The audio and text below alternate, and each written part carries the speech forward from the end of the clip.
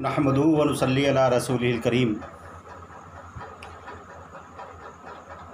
صدر محترم، سامعین کرام اور سر سید کے متوالو، السلام علیکم ورحمۃ اللہ وبرکاتہ۔ میری آج کی گفتگو کا موضوع عصر حاضر اور تحریک سر سید ہے۔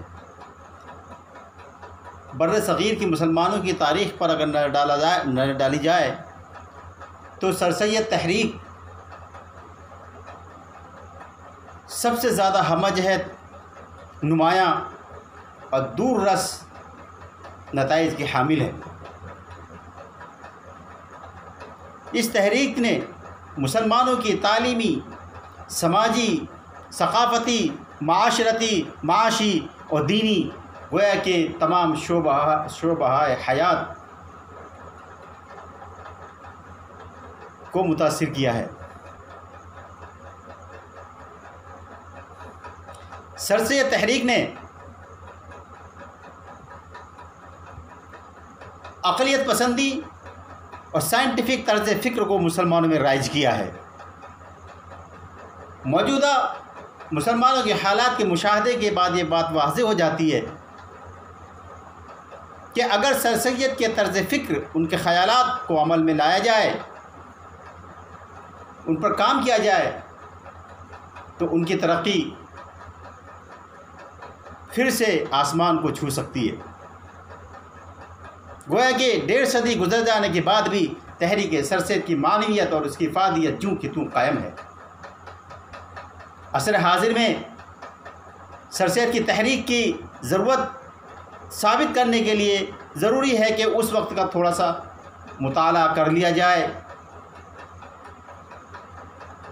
ہم اپنے اسلاف کو یاد رکھنا چاہتے ہیں، دلوں کو درد سے آباد رکھنا چاہتے ہیں۔ جس وقت سر سید علیہ الرحمہ بجنور کے اندر مقرر تھے، اسی دوران میں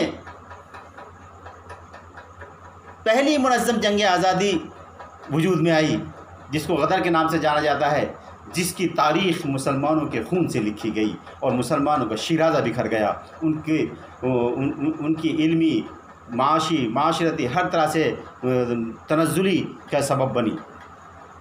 سر سید نے اس کو بہت غور سے مطالعہ کیا اور ان کی پسماندگی کو دور کرنے کے لیے ایک صرف علاج تعلیمی حصول کو قرار دیا۔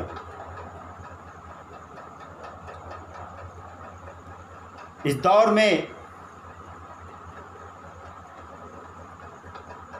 تعلیم ہے امراض ملت کی دوا، یہ خون فاسد کے لیے ہے مثل تعلیم مثل نیشتر۔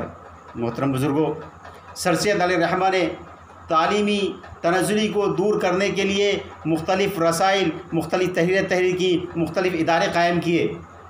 آخر میں مومڈن اینگلو اورینٹل کالج کی بنیاد رکھی۔ اس کی برکت کی وجہ سے 1981 سے 1991 تک ہندوستان کے اندر گریجویٹس کی تعداد 399 ہو چکی تھی، جبکہ 1981 تک بنگال، بمبئی اور مدراس کے اندر یونیورسٹیاں قائم ہونے کے باوجود بھی صرف گریجویٹس کی تعداد 43 تھی۔ یہ سر سید کی تحریک کی اعلیٰ معیاری برکات تھیں۔ آج کے دور میں اگر دیکھا جائے تو وہ جہالت کی رسمیں جو اس وقت رائج تھی آج بھی رائج ہیں، جو علم سے دوری اس وقت تھی وہ آج بھی دوری ہے۔ لہذا سر سید کے متوالو، سر سید ڈنر میں اپنی خوش رانائی میں گم مت ہو جاؤ، محفلیں منعقد کرنے میں گم مت ہو جاؤ، بلکہ مسلمانوں کی زبوں حالی جو مختلف رپورٹیں بتاتی ہیں، تعلیمی اعتبار سے آج بھی ہم وطنوں سے سب سے پسماندہ ہیں اور تعلیم حاصل کرنے میں سب سے پیچھے ہیں۔ سر سید کی تحریک پر عمل کر کے اس کو شہر شہر، قریہ قریہ، ہر آبادی میں پہنچا کر کے اے سر سید کے متوالو، ہم مسلمانوں کی تعلیم کی رفتار کو 100% اپنا سکتے ہیں۔ میں اپنی بات کو اس شعر کے ساتھ ختم کرنا چاہتا ہوں۔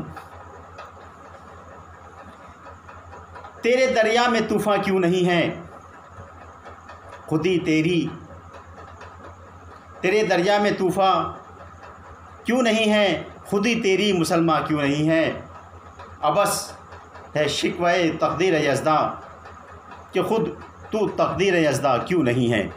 وما علینا الا البلاغ۔